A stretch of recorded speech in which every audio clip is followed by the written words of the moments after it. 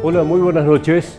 Bienvenidos. Estamos en cadena 365 Televisión. Le voy a pedir las disculpas correspondientes si me escuchan un tanto congestionado, pero estamos saliendo de un cuadro gripal bastante largo, pero estamos aquí con el ánimo informativo de siempre para acompañarlos. Y en este domingo nos vamos a ocupar de un tema que ha sabido ganarse la semana que terminó, y que tiene que ver con ese proyecto de ley que tiene media sanción de la Cámara de Diputados, en el que se intenta regular, o no encontramos el término específico para terminar de caracterizarlo, esto lo vamos a hacer en el programa de hoy, este intento por controlar la libertad de expresión respecto de las redes sociales, iniciado todo esto o esta idea en la fake news, intentando proteger a algunas víctimas de noticias falsas. Bueno, esto terminó derivando en un, yo le diría ya, escándalo político.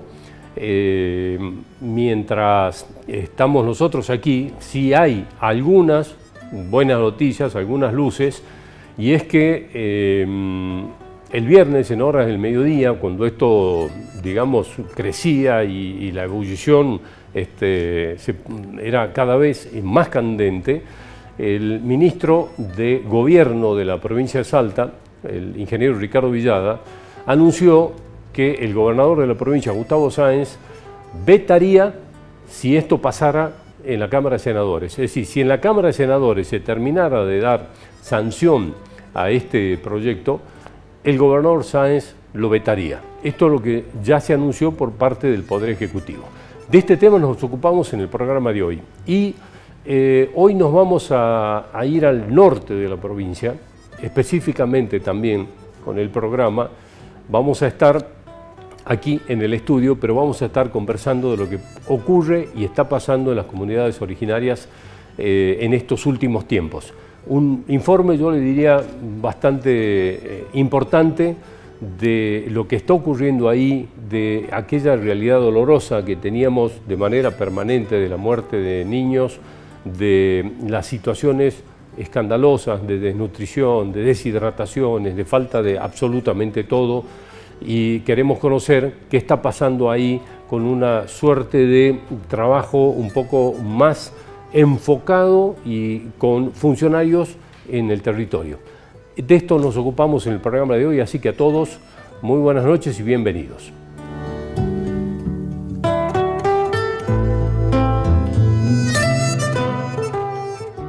Ahora Saeta tiene nueva página web. Sí, más simple, más sencilla y con todos los servicios que nuestros usuarios necesitan. Los recorridos y sus horarios, desvíos, gestión de turnos, baja de tarjetas extraviadas y mucho más. Saeta App, formas de carga, Bondi, Saeta en Google Maps. Toda la información en saetasalta.com.ar.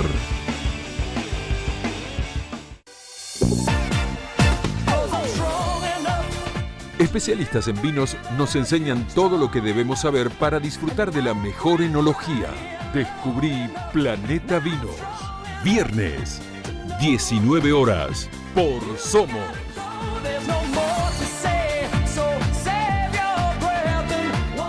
Los soñamos, los construimos y hoy son una realidad. Desde 2019 proyectamos 57 nuevos edificios escolares. Finalizamos 22. 20 se encuentran en ejecución y 15 próximos a realizarse. Siempre por vos, siempre por Salta. Gustavo Gobernador. Continuamos legislando sobre los temas que te interesan y preocupan. Trabajamos en normativas sobre seguridad vial, cuidado de espacios públicos, concientización y más obras en los barrios. Desde el Consejo Deliberante gestionamos para mejorar la calidad de vida de cada salteño. Si querés conocer más, ingresá a cdsalta.gov.ar. Consejo Deliberante de la Ciudad de Salta. Un consejo más cerca tuyo.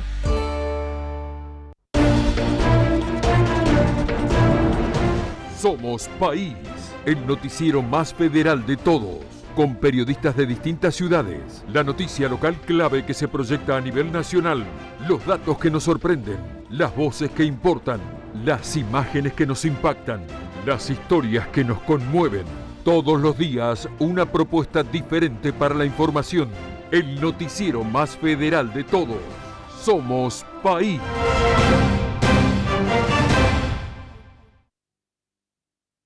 Vení a descubrir la calidez de la ciudad y la hospitalidad de su gente. Encontrarás peñas con auténticas tradiciones que te sorprenderán. Su majestuosa arquitectura te abrazará y te sumergirá en otras épocas. Y cuando pruebes la primera empanada, te transportarás en un viaje de sabores, emociones, para que vivas un cálido invierno en la ciudad de Salta.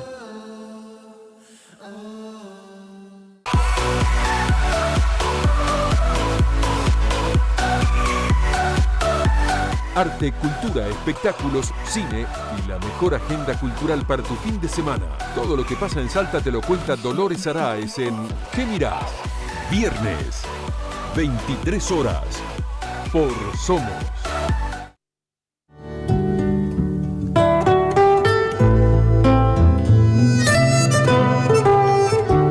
Bueno, hoy nos vamos a ocupar de lo que me parece que se ha terminado ganando el interés de la semana que terminó y que tiene que ver con este proyecto que intenta, penalizar las noticias falsas, las fake news, y da la sensación de que hay como muchos escenarios para analizar. Es decir, se puede hablar de que esta es una buena intención porque sí existen las noticias falsas, sí existen las lesiones al honor de las personas, todo eso existe. El tema es si esto que empezó con una buena intención terminó yéndose de las manos de los legisladores en una Cámara de Diputados de la provincia que cada vez parece más a la deriva, sin mucha dirección. Así que esto que me parece que es importante analizar y que más allá de aquellas buenas intenciones, aquí aparece mucha torpeza política sin lugar a dudas y hay algunas cosas de gravedad que pueden lesionar la institucionalidad y cosas tan importantes para la vida de los argentinos y de la democracia, de la salud de la democracia en particular, como la libertad de expresión. Por eso hemos invitado hoy a Gustavo Iovino, que es periodista, docente, investigador, y que nos va a ayudar a mirar un poquito todo esto que pasó aquí en Salta. Gustavo, gracias por venir como siempre, muy amable. Gracias a vos. Bueno, ¿qué opinión te merece todo esto? Hace falta mucho tiempo para dar todas las opiniones. 2 o 3 programas por lo menos, pero no tenemos lamentablemente. Primero vamos a ir a lo político y hay algo que me preocupa. En un mes y medio, se viven en la legislatura salteña 2 acontecimientos a través de leyes que impactan muchísimo en la opinión pública. En el caso anterior, con la sanción en las 2 cámaras, y ante la promulgación, el Poder Ejecutivo, justamente escuchando lo que pasaba, no solamente en los medios de comunicación, sino también en lo que discurría en toda la opinión pública, veta lo que se objetaba luego de conocer el texto, en esa ley antipiquetes. De antipiquetes, sí. Costo político para Gustavo Claro. Sáenz. Hoy aparece algo muy similar, lo cual también me llama la atención, y me hace ver que hay un problema, ¿no?, en la legislatura salteña.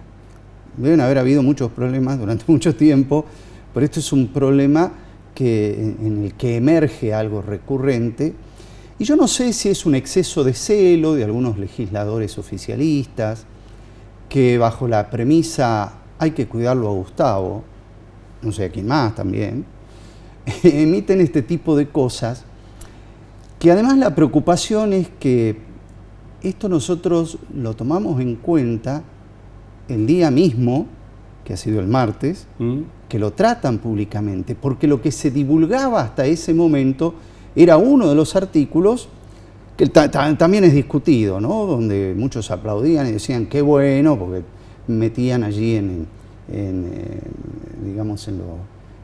en lo que son las contravenciones, igual digo, es discutible, la cuestión de las penalidades que pueda haber para aquellas personas que difundieren imágenes, videos, fotografías de carácter íntimo que involucren a otras personas sin la autorización de esas personas.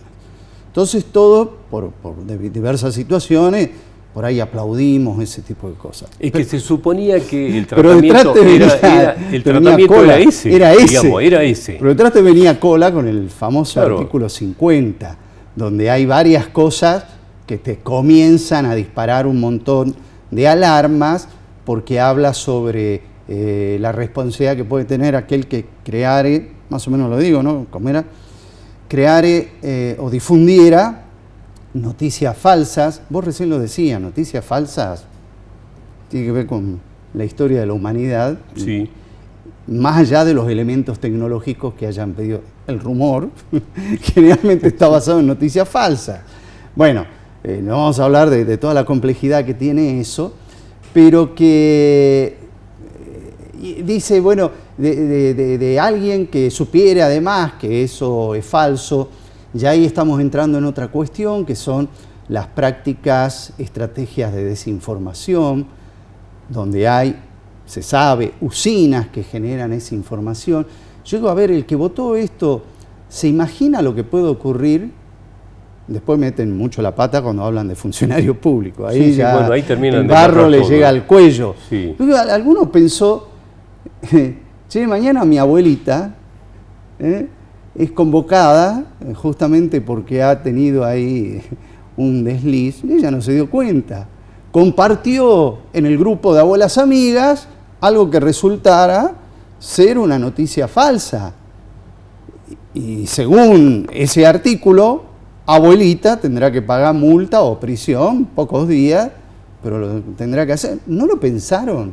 Es decir, te estoy hablando de cuestiones de sentido común. Sí. Después vamos a hablar sí. por lo legal, por lo que tiene que ver, porque hasta la Constitución provincial tiene expresamente dicho que nadie puede tocar ese artículo que es el 23 de libertad de expresión con ningún otro instrumento. Claro, es decir, esto no atraviesa ni la Constitución provincial ni la Constitución nacional, no puede pasar esto. El sentido común es el problema. Vamos a sumar a la charla, Gustavo, si te parece, a Silvana Giudice. Ella es la presidenta de la Fundación LED, ha sido diputada nacional, ha sido presidenta de la ENACOM, pero además ha presidido justamente la comisión en la Cámara de Diputados de Libertad de Expresión. Entonces le voy a agradecer mucho que nos esté atendiendo esta tarde. Silvana, ¿cómo está? Muchas gracias por atendernos. Buenas tardes. ¿Qué tal? Buenas tardes, ¿cómo les va? Bien, bien, gracias por atendernos, muy amable. Silvana, sé que está al tanto de este proyecto que tiene media sanción en la Cámara de Diputados de Salta, y queríamos conocer su opinión, en este caso su experta opinión, y qué alarmas se le han encendido a ustedes fundamentalmente que están pendientes de todo esto. Bueno, este es un intento más de regular redes sociales, de regular contenidos de redes sociales, y no es la primera vez en el país ni en el espacio político que promueve esta ley, ¿no? Desde el primer momento, cuando asumió Alberto Fernández, dijo que iba a regular las redes sociales. Belis habló de redes tóxicas. Sabrina Frederik empezó a hacer un ciberpatrullaje que terminó con la penalización de algunas personas. Realmente es muy preocupante lo que está sucediendo, y Salta no es la excepción. También está discutiéndose esto en La Rioja, en una convención constituyente que intenta poner también un freno a la libertad de expresión. Bueno, de esto que ocurrió en Salta, que creo que ha podido leerlo al texto, Silvana, nos gustaría que nos dé su opinión respecto de este punto exactamente, porque acá está Gustavo Iovino, que además es un periodista, docente, investigador, que en mi opinión tiene mucho valor lo que nos pueda decir, que lo vamos a sumar a la charla también. Esto que ocurrió hoy, que termina sumando a los funcionarios públicos en esta suerte de protección que se quiere hacer, llamó mucho la atención. ¿Qué opinión le mereció la lectura que hizo usted de este proyecto?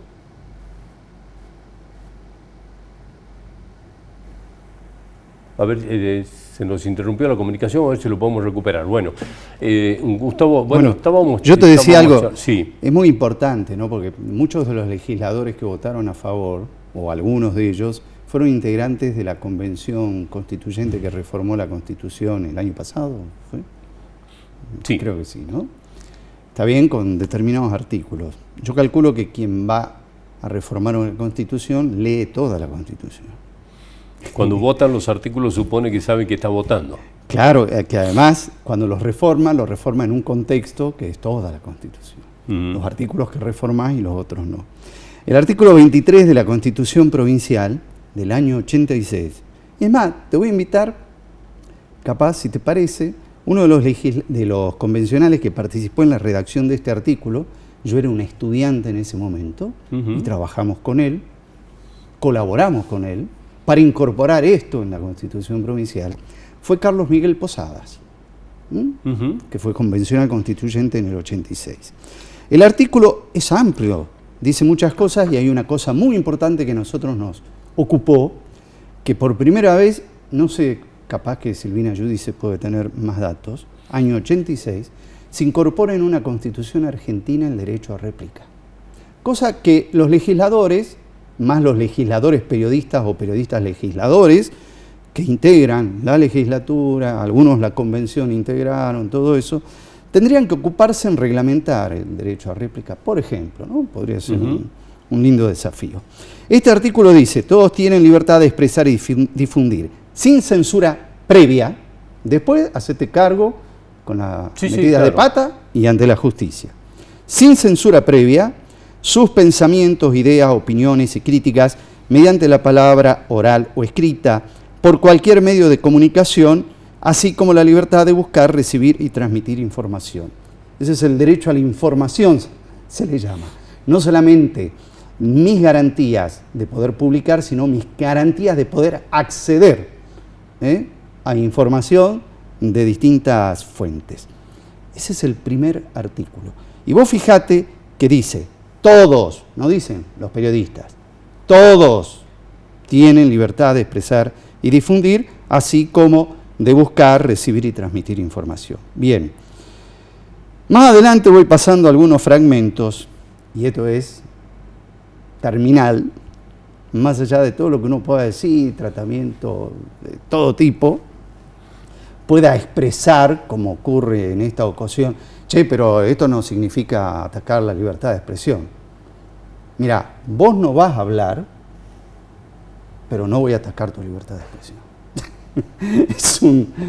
Realmente es algo terrible, ¿no? Que se además plantea. Es terrible que se pueda de alguna manera, digamos, hacer que esto se haya aprobado prácticamente por unanimidad y con un solo voto bueno, en contra. Esa es otra cosa, que uno puede decir, acá qué pasó, es un complot, algo de algún sector. Votaron de todas, no sé si de todas, pero de muchas, en la variedad política respecto a, por ejemplo, lo que va a ser la elección nacional. Están ahí quienes dicen que van a apoyar a Massa, están ahí quienes dicen que van a apoyar a Larreta, quienes dicen que van a apoyar a Bullrich y también a Milei. Cuidado, ¿no? Sí. Está bien repartidito. El abanico está completo. Pero mira el artículo que te quiero leer y que te digo, legisladores, lean su Constitución. Ninguna autoridad provincial o municipal dicta leyes, decretos u ordenanzas que en cualquier forma tiendan a restringir directa o encubiertamente, y eso hace ese artículo, el ejercicio de la libertad de expresión. Listo, no tengo más que decir. Sí, claro. Chicos, es decir, nada, hay que leer la Constitución. Háganse cargo del error. Sí. A mí lo que me preocupa, que nosotros tenemos cámaras legislativas, que supone que tienen legisladores, que tienen equipos, que tienen asesores, y que nadie se haya percatado de algo. Sí, hubieron, por supuesto, expresiones dentro de la sesión. Sí, Tenemos que digamos que admitirlo. Sofía Sierra, que fue Sofía Sierra, la única que diputada terminó Sierra, votando. que fue la primera que Después uno, expresó una especie eso. de arrepentidos, digamos, Claro. ¿no? Como Roque Conejo, que pidió que vuelva, pero ya había votado. Claro, capaz que ocurre lo que en los estudios de opinión pública se llama la espiral del silencio. Llega un momento en que cierto sector de la sociedad tiende a seguir la opinión mayoritaria. Y como vieron que, che, mirá, qué importante, claro, vos te vas a poner en contra de aquellos que le publican fotos íntimas de sus exparejas. No, claro, por supuesto, voy a apoyar. Cuidado, ¿qué venía detrás? Sí, bueno, Otro artículo. Decíamos al principio... Chicos, sí, tarjeta amarilla. decíamos al principio que esto, independientemente de la gravedad que tiene este hecho en sí mismo, están estas otras cuestiones, que es el manejo de la Cámara de Diputados. Digamos, esto tiene que, las autoridades de la Cámara, el presidente de la Cámara de Diputados, esto no tendría que haber permitido que llegue al recinto siquiera. Claro. Bueno, ¿no? es la segunda vez, como te digo, en un mes y medio, vos lo decías en la presentación del programa. Seguramente también va a empezar a mediar ahí Antonio Marocco, el vicegobernador, Sí, claro, bueno. para ver qué pasa, pero que si sale como salió de diputado, habría un anticipo allí desde fuentes gubernamentales que eso sería vetado. El tema es que hay una autora principal, que es una legisladora oficialista, y si mal no recuerdo es presidente de la Comisión de Labor Legislativa o Labor Parlamentaria, y hay una serie de legisladores que no son pocos, son muchos, más otros que votaron a favor. Bueno, más otros son todos, excepto uno, ¿no? Excepto Entonces, vamos a ser concretos. Lo importante de esto es decir, cómo en tan poco tiempo los legisladores, Gustavo Sáenz, terminan sometiéndolo a este costo político. Exactamente. ¿no? Bueno, Porque vos esto es fijate lo la no se paradoja entiende. que se produce, porque viste, se escucha eso. Hay que cuidarlo a Gustavo. Digamos, es lo que los periodistas que hacemos periodismo político escuchamos por ahí. Hay que cuidarlo a Gustavo. Y me parece que hay como una sobreactuación en el cuidado, como se dice, son más papistas que el Papa, y le infringen daño.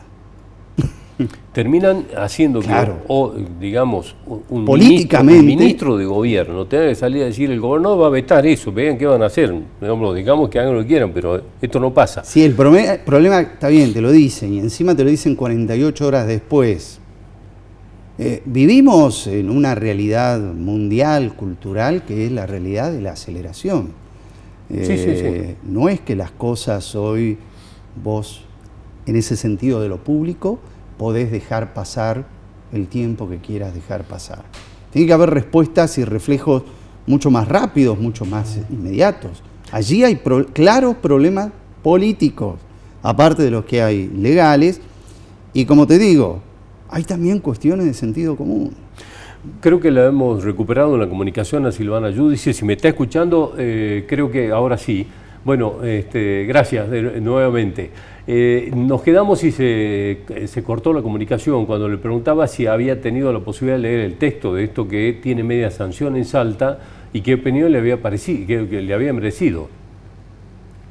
Sí, lo leímos y estamos trabajando con la Fundación LED para enviar una comunicación formal a la legislatura, porque lo que han sancionado y tiene media sanción de la Cámara de Diputados es inconstitucional.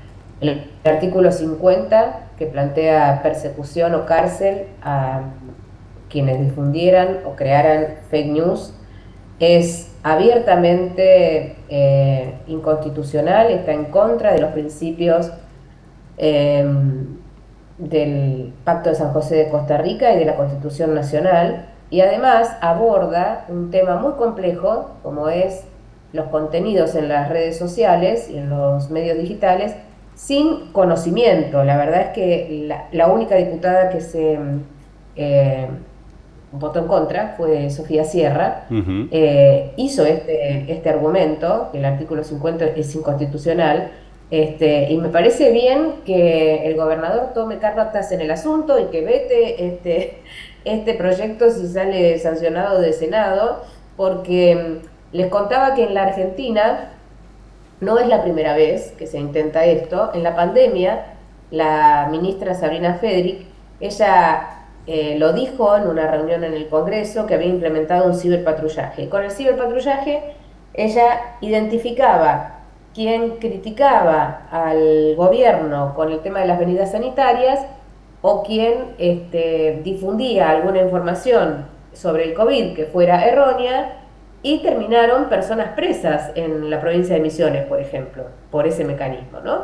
Entonces tenemos que decir claramente que el fenómeno de las campañas de desinformación, las fake news, el derecho al olvido, todas cuestiones que en la Argentina no están sancionadas por ley, todavía es un debate muy incipiente y que no pueden sancionarse de esta manera por una ley provincial que contraviene la Constitución provincial y también la Constitución nacional. Como les decía, los tratados de derechos humanos. Lo raro, bueno, no tan raro la verdad, es que se inició esto con la idea de ver cómo se daba un poco de alivio o se buscaba alguna figura que dé un tanto de amparo, un poco de amparo a aquellas personas víctimas de la difusión de imágenes íntimas. Y terminamos en esto. Así que por eso, en aquello que parecía, yo decía, una buena intención, terminamos en esto que atenta directamente contra la libertad de expresión.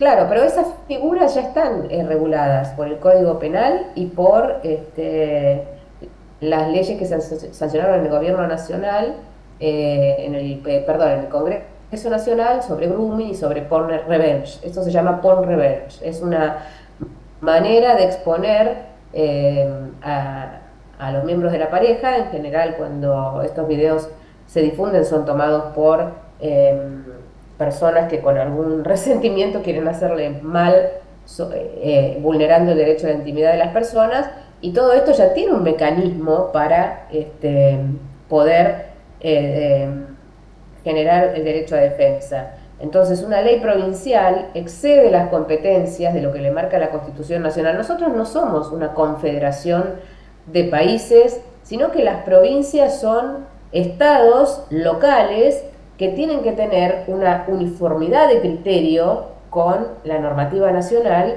y para eso existe la Constitución Nacional y las leyes nacionales. Entonces, sancionar de esta manera, torpe y mal, no solo no genera la protección adecuada, porque ninguna de esos artículos puede generar efectos, ninguna contravención de las que están sancionando en esta ley van a poder ser aplicadas. ¿Quién las va a aplicar? La policía local no tiene facultades jurídicas para, por ejemplo, investigar, seguir pesquisas en Internet, porque las comunicaciones son materia nacional, además. Entonces, por un lado, los efectos positivos que podría tener son nulos, porque no podría a nivel provincial tener ningún efecto sobre Internet. Y por otro lado, el artículo 50 contraviene todos los principios de libertad de expresión, porque para poder trabajar sobre las campañas de desinformación o de fake news también hay elementos. Mire, cuando una persona se sienta afectada, cuando un derecho se siente vulnerado, uno recurre a la justicia, y es la justicia la que inmediatamente puede tomar decisiones sobre la veracidad o la falsedad de esa información. En la Argentina, el ordenamiento jurídico que nos ha impuesto la Corte Suprema tiene que ver con la real malicia. La real malicia, que fue sancionada por la jurisprudencia de la Corte, indica que cuando una persona se siente afectada por determinada información, tiene que probar que ese periodista o que el sujeto que es autor de esa información sabía que mentía o que inventaba un aspecto de esa noticia. Y esto ya ha tenido distintos fallos en varias causas y conflictos. Entonces se desconoce con esta norma también la teoría de la real malicia, y se intenta, en un párrafo muy peligroso, lo que está planteando es que cualquier cuestión que podría contravenir a las autoridades, ¿no? Y eso es prácticamente, le diría, fascista. Es decir, Sí, las autoridades administrativas y políticas están sujetas a doble estándar de libertad de expresión, porque son justamente los que se exponen ante la sociedad para ser criticados y para ser cuestionados. Esa es la base de nuestro sistema democrático, el sistema de representación. Si usted a través de una ley provincial va a fijar una contravención porque no le gusta que determinada información pueda ser cierta o no, contravengan lo que está diciendo la autoridad local, tanto como pasa con esta ley, como está pasando en La Rioja con Quintela, que abrió las sesiones de la Convención Constituyente con el mismo espíritu, ¿no? Poder atar la libertad de expresión a la gobernanza, dijo Quintela. Sí. Entonces yo espero que la posición de la diputada Sierra sea escuchada y que el gobernador derogue estos artículos porque son claramente inconstitucionales. Bueno, la buena noticia, se la puedo anticipar, es que el ministro de Gobierno anunció que el gobernador Sáenz, en caso que esto se apruebe en el Senado, vetaría todo esto. Así que bueno, vamos a ver cómo evoluciona y seguramente volveremos a pedir su valiosa opinión, Silvana. Muchísimas gracias. Muchas gracias a todos por allá, un saludo grande a los salteños. Hasta cualquier momento, muchas gracias. Bueno, Gustavo... Para concluir, sí. La vez pasada el problema que ocurrió llevó a que se veten algunos artículos. Esto tiene que ser vetado por completo. Sí. Esto ya escala. Sí. Hay una frase que a mí me llamó la atención y estaba intentando recordarlo hoy, porque aquí parten como que la noticia falta sabiendo que es falsa. Dice, ¿no? Creo en alguna parte sí, creo que es. A ver, es como que dice la noticia falsa sabiendo, ¿no? Claro, que lo son. Que ahí, bueno, ahí está interesante, dice. Cosa. La penalidad sería para quien creara o difundiere noticias falsas sabiendo que lo son. Claro, me acordé ¿Sí? de esto por lo de la real malicia que hablaba Silvana. Bueno, recién. yo y sostuve en otras entrevistas, justo esto es real malicia. Y para eso está la vía jurídica. Ya está contemplado. Claro, ya está contemplado. Y por otro lugar, que ahí donde yo digo meten la pata en el barro bastante profundo, porque dice dentro del espectro digital, con el fin de infundir pánico. ¿Quién va a determinar que algo infundió pánico? Porque además, ¿no? En medios digitales, vos tenés que ver cuál es el alcance de esa publicación. Por ahí hay muchas fantasías con el alcance de algo, me acordaba, ¿no? Gustavo, en esto que hablas del pánico, todo lo que pasó con las noticias falsas y la cantidad de noticias que había en la pandemia, por ejemplo. No, sí. Era un cúmulo de noticias, además todo el mundo encerrado. Nada más que pudiendo hacer que leer todo eso. Y además después compartiéndola en los grupos de WhatsApp. Claro, sí. Bueno, me estoy acordando de eso, por ejemplo, ¿no? Dice, ahí donde meten la pata, desacreditar personas o autoridades oficiales. Ahí se te prenden todas las luces rojas del mundo. Más generar desórdenes o tumultos. Que no podés convocar a una movilización, por ejemplo.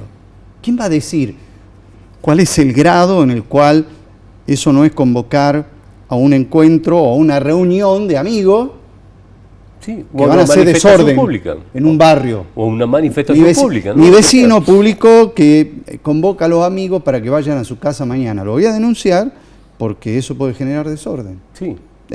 O tumultos. Bueno.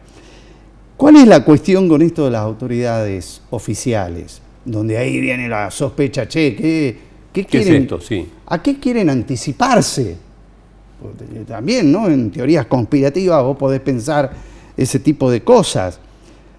Cuando, como decía la doctora Giudice, cuando se trata de autoridades oficiales, las autoridades oficiales tienen que ver con asuntos públicos. Por supuesto que hay cuestiones privadas que tienen que ver con la intimidad y acá es donde se confunden las cosas, ¿no? Por un lado partimos por la intimidad de las personas, que también tiene su camino, por la ley, que yo como te decía al principio, que el primer artículo también era cuestionable porque esto de publicar fotos íntimas de tercero es nada más algo que lo establecemos en un código como este, ¿cómo es que se llama? De contravenciones. Sí, de contravenciones. ¿Te acuerdas cuando se hacían los corsos que estaban el edicto recordando las contravenciones, las para que no ande como borrachín por ahí, ese tipo de cosas, es más o menos similar. ¿Es esa la envergadura o es un delito? No, es un delito. Es un delito. Es un delito. Hay una opinión que eso no lo que cubrí apareció, con una mera multa. Hay una opinión que me pareció importante, que era del doctor Ricardo Gómez Díez, que así sobre el final de la semana dijo, esto le quita, una cosa como, esto le quita categoría. Claro. Es decir, ponerlo en contravención, le quita categoría al delito. Es decir, sacarlo de la categoría de delito y ponerlo, no sé, en un edicto de carnaval. Bueno, yo lo que sugiero es que se estudien un poquito más las cosas, se discutan, se abran públicamente, porque si en el Parlamento, si en la legislatura no se debate, vamos a tener que debatir en otro escenario. Guarda, no me metan en eso de que genero tumulto. Sí, claro, sí, por ejemplo. Menos mal que todavía no está sancionado por completo. Bueno, pero lo vamos a tener que hacer en otro lugar. Pero tratemos de hacerlo anticipadamente, porque si no, vienen este tipo de, discúlpenme, papelones. Sí. Y sería, creo que importante también, que las autoridades de la Cámara de Diputados muestren que hay autoridades. En la Cámara de Diputados, ¿no? Que hay autoridad. Exactamente. ¿No? Sería importante. Gustavo, como siempre, muchas gracias. Gracias. Ya volvemos nosotros aquí a Cadena 365 Televisión.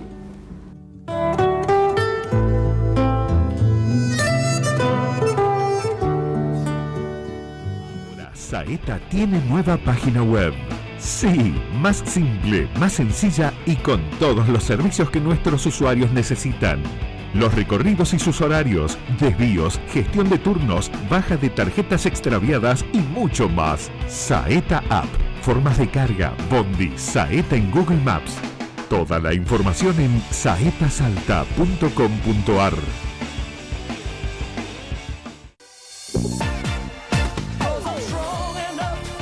Especialistas en vinos nos enseñan todo lo que debemos saber para disfrutar de la mejor enología.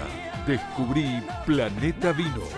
Viernes, 19 horas, por Somos.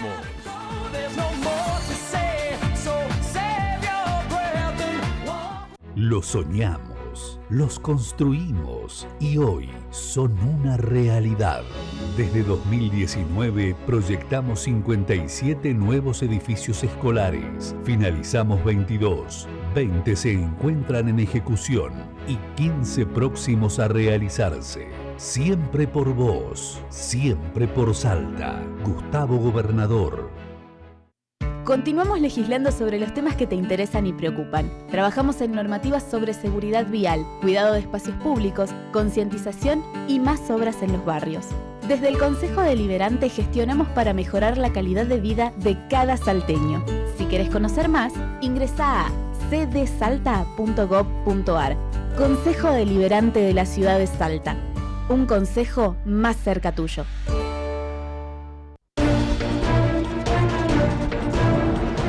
Somos País, el noticiero más federal de todos, con periodistas de distintas ciudades, la noticia local clave que se proyecta a nivel nacional, los datos que nos sorprenden, las voces que importan, las imágenes que nos impactan, las historias que nos conmueven. Todos los días una propuesta diferente para la información, el noticiero más federal de todos. Somos País.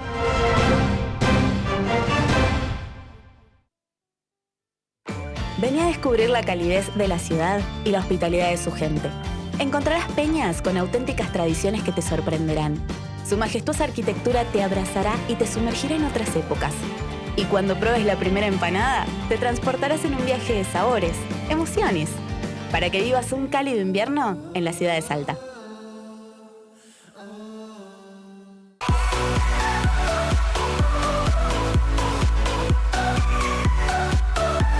Arte, cultura, espectáculos, cine y la mejor agenda cultural para tu fin de semana. Todo lo que pasa en Salta te lo cuenta Dolores Araez en ¿Qué mirás? Viernes, 23 horas, por Somos.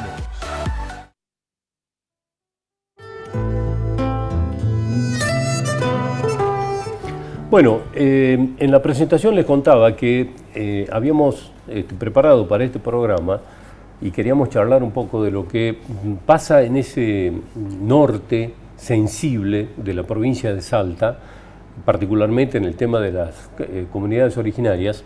Y en estos últimos días en que hemos tenido esta noticia de corte policial, obviamente con esta chiquita que fue robada, de esta bebé que fue robada del hospital de Tartagal, de un matrimonio de una comunidad originaria, nos hizo reflexionar un poco sobre, y empezamos a mirar que entre el verano, con sus dificultades hídricas y sequías y incendios, y además después todo lo que tuvimos ya con el inicio de la campaña electoral, ha pasado, digamos, de nuevo un verano y no hemos tenido ni titulares, no hemos tenido que dar noticias de muertes por desnutrición o por deshidratación de chicos en las comunidades originarias. Y queríamos saber si efectivamente esto es así. Por eso hemos invitado a Marcelo Córdoba, que es el secretario de la Delegación de Asuntos Indígenas, que es este nuevo organismo que se creó para atender específicamente esa zona. Y queríamos ver si esto es así y qué pasó, qué hay ahí que, por suerte, no hemos tenido esas noticias tan tristes que nos han acompañado durante tanto tiempo. Marcelo, como siempre, gracias por venir. Muchas gracias por invitarme y por permitir difundir el trabajo que venimos haciendo. Bueno, esto es así, Marcelo. Nos dimos cuenta ahora de que, hablando de esta chiquita de Tartagal, de que hemos pasado un verano sin las tristes noticias de muchas muertes por desnutrición, por deshidratación. Sí, este trabajo que se viene haciendo es un trabajo conjunto de muchas áreas de gobierno que se coordinan desde donde estoy situado, agradeciendo al gobernador por la confianza de haberme puesto en ese cargo, y donde se articulan distintas acciones referidas sobre todo al tema de la salud, que es uno de los ejes, el acceso al agua es otro de los ejes importantes, y el tema vivienda también y educación. Son 4 ejes que se están manejando dentro del área, y el primero, del salud, es un conjunto de acciones que se implementan en forma coordinada con el Ministerio de Salud, con el ministro Mayone, con el secretario Rúa y con Gabriela Dorigato, que está a cargo de Medicina Social y que ella ya viene desde el principio de la gestión ejerciendo ese cargo, que tuvo un lapso ahí, que tuvo en desarrollo social, pero ahora está de nuevo en salud, y que se organizan diariamente, semanalmente, barridos sanitarios. Estos barridos sanitarios son una respuesta a la realidad del norte nuestro, y especialmente a las comunidades que viven en parajes alejados. Estos parajes no quedan a menos de 5, 10, 12 kilómetros, 30, algunos lugares están a 70, 80 kilómetros de tierra. Entonces la única forma de que esa gente tenga el acceso a la salud es que se la llevemos. Nos vamos con camioneta 4x4, arriba de la camioneta 4x4 van médicos especialistas, contratados o que son parte del materno infantil o que son parte del hospital cabecera de la zona, y esos médicos se dedican a cuidar de la salud de la población. Pero lo que nos sucedía cuando comenzó la gestión y me tocó verlo desde como secretario de Deporte en esa época, es que no se los iba a buscar ni se iba a ver cuál era el problema de salud de la población originaria. Esperaban que llegue al hospital, y obviamente cuando llegaba al hospital era tarde, siempre era tarde, siempre ya era desahuciada. Las personas mayores, menores, llegaban en muy mal estado por las mismas distancias y por la falta de prevención también. Con estos operativos de rastrillaje de salud que se vienen haciendo ya más de 2 años, se logró revertir esa situación, porque el cuidado de la población es, como te digo, semanal, visitando cada uno de los parajes. Este lunes vamos a estar en 6 parajes de la zona de Santa Victoria Este. Diariamente también uno de los vehículos sale del hospital de Tartagal hacia la ruta 86 y hacia las comunidades que habitan sobre la ruta, que tiene 36 kilómetros, hasta Pacará, Tonono, tiene 36 kilómetros de tierra, de los 4 ya están asfaltados, así que se nos hace fácil el tránsito en esa primera parte. Otra camioneta está en el hospital de Morillo haciendo el mismo trabajo, y otra en el hospital de Mosconi con salidas que llegan hasta un lugar que se llama Valbuena, Sopota, que está a cerca de 90 kilómetros de tierra desde desde la Ruta 34.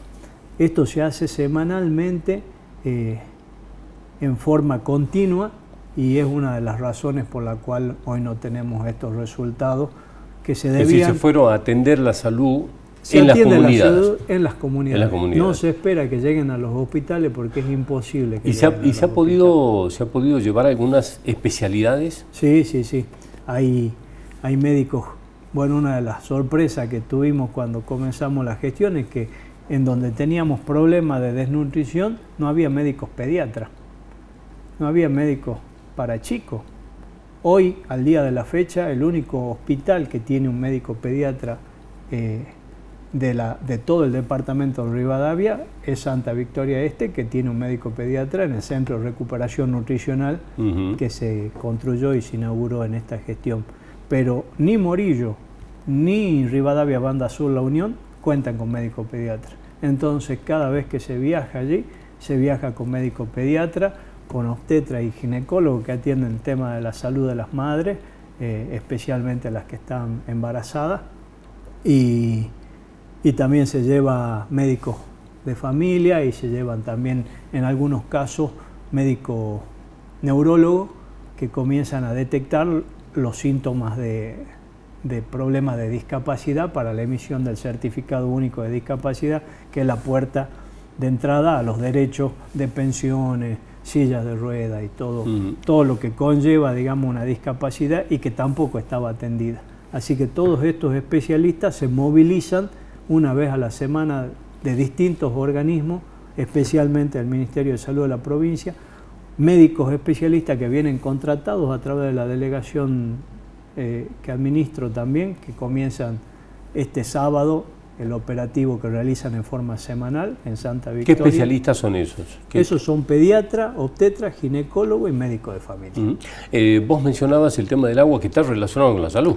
Yo decía salud y agua, que están directamente relacionados, ¿no? Sí, apenas comencé a sondear este tema, el primer problema con el que nos encontrábamos, y que era en realidad la fuente de los problemas de salud, era la falta de acceso al agua segura.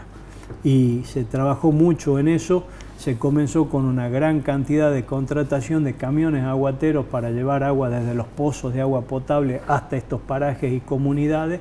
Un paso posterior fue la construcción de pozos en esas comunidades, especialmente en las centrales que tenían mayor cantidad de población, y en esta tercera etapa estamos haciendo la conexión de las comunidades a los pozos a través de conexiones domiciliarias que en muchos casos le permiten abrir un grifo en la puerta de su casa y no depender más del camión aguatero que venía a entregarle el agua en los tinacos a través de mangueras grandes como esta que se ven acá. Que estamos viendo en la imagen. Exacto, esa manguera se conecta al tinaco que está dentro del domicilio y se le baja agua desde este tanque cisterna al tinaco que tienen dentro de la casa.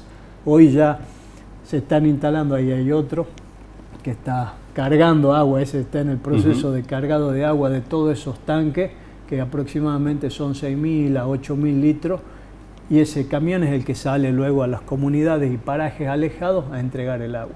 Este es el proceso siguiente, que es la instalación de mangueras de agua que están conectadas a los pozos o a las cañerías principales. Esto es para llevar agua ya a las casas. Ya para llevar agua a las casas. Después que se instalan estas redes troncales de 2 pulgadas o 3 pulgadas en estas calles, digamos, de los parajes y de las comunidades aledañas a los pozos o a los caños que tienen agua, se tiran los chicotes hacia adentro de cada uno de los domicilios, y tienen la posibilidad de abrir un grifo y tener agua potable. Ahora, claro, ahí inicia todo. Porque en el agua inicia la salud. Porque yo me acuerdo, ¿qué pasaba? ¿Cómo hacía la gente antes de todo esto?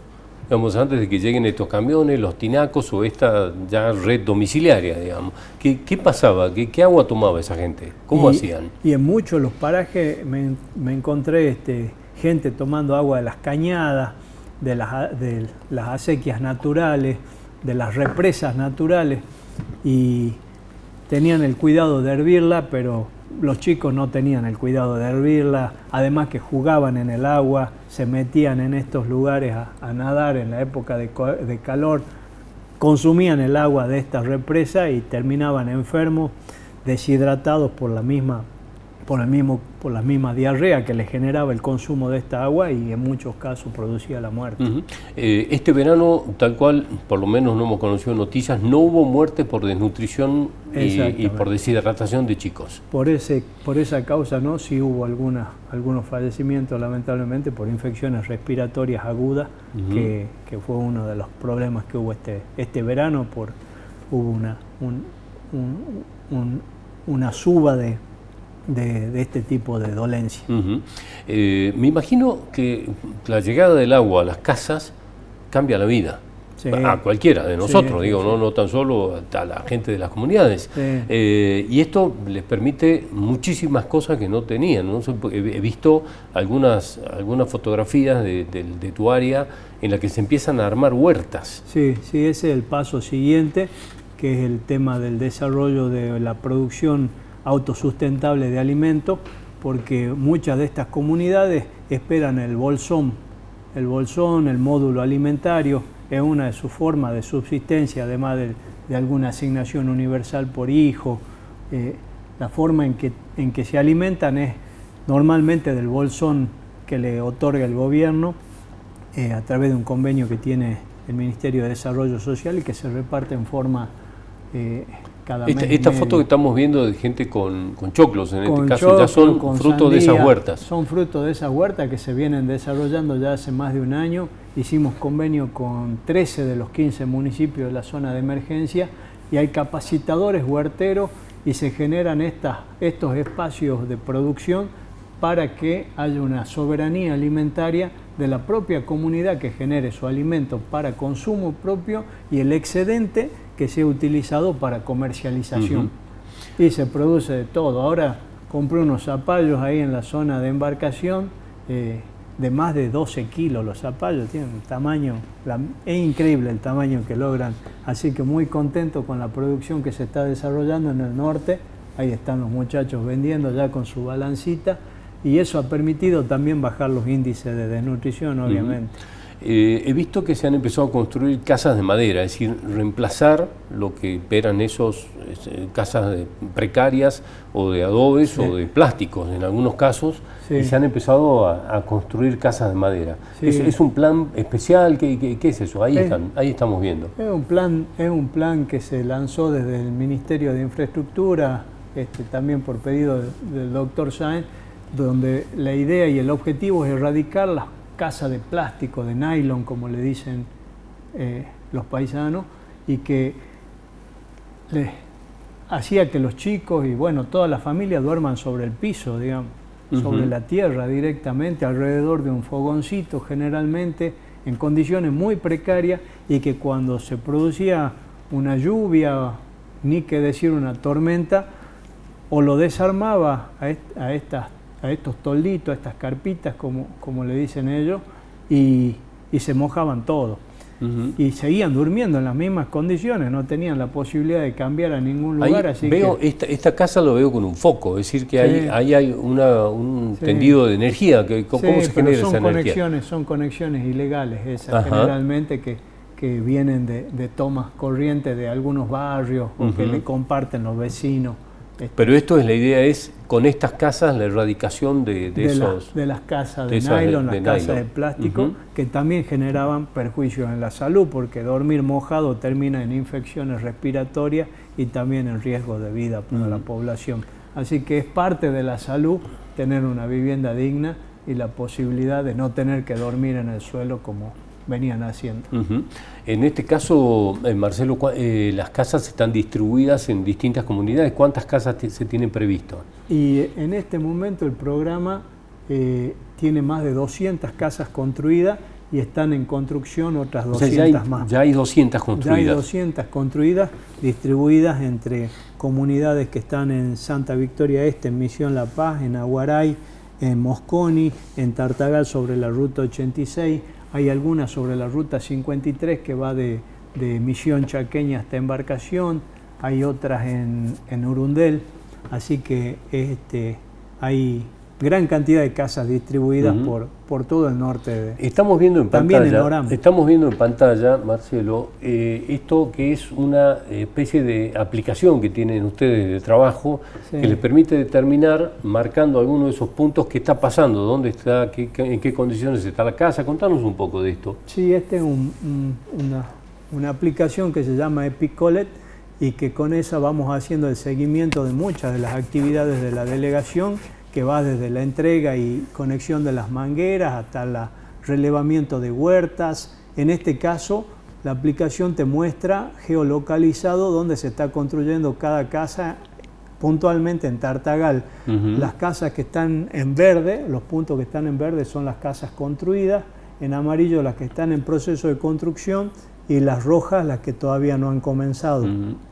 Es decir, haciéndole... Si cliqueas una de las verdes, sí, y te vas abajo en este mapa de la izquierda, y cliqueando alguna de esas fotos se puede ver la obra en el estado en actual. el estado que se encuentra. Sí. Ahí se ven las fotos de cómo va la construcción. Sí, son los es decir, esto es en tiempo real, prácticamente. Exactamente, sí. Cualquiera de esas fotos te muestra cómo está la casa construida y los detalles de construcción. Bueno, realmente nos alegra mucho saber que se ha podido implementar todo este plan y que se verifica esto, de que no hemos tenido, después de muchos años, muerte por deshidratación y desnutrición en ese norte tan sensible, ¿no? Sí, sí, hay un compromiso de todas las áreas, la verdad que no me faltan los nombres para agradecer, pero desde infraestructura, el ministro Camacho, Daniel Soria, que también están ahí trabajando y se desesperan por las conexiones. Ahora estamos haciendo una conexión en una comunidad que se le hizo un pozo nuevo que se llama el Mistolar y trabajamos en forma conjunta, cada uno aportando lo que puede para que se inauguren cuanto antes esas obras. Sabemos que el agua es imprescindible para la vida y para la producción también, en este caso que estamos comenzando a generar, y agradecerle a todos y especialmente al Gober que confió en esta apuesta, digamos, y que venimos laburando en forma conjunta entre muchas áreas. Salud por un lado, infraestructura por el otro, producción por el otro, para darle mejor calidad de vida a los hermanos. Marcelo, como siempre, gracias por venir, por dar la información. Gracias, muchas gracias. Hasta cualquier momento. Hasta cualquier momento y muchas gracias nuevamente. Nosotros nos vamos a reencontrar el próximo miércoles a las 11 de la noche en esta misma casa en Somos Salta. Que terminen muy bien esta noche y gracias por acompañarnos.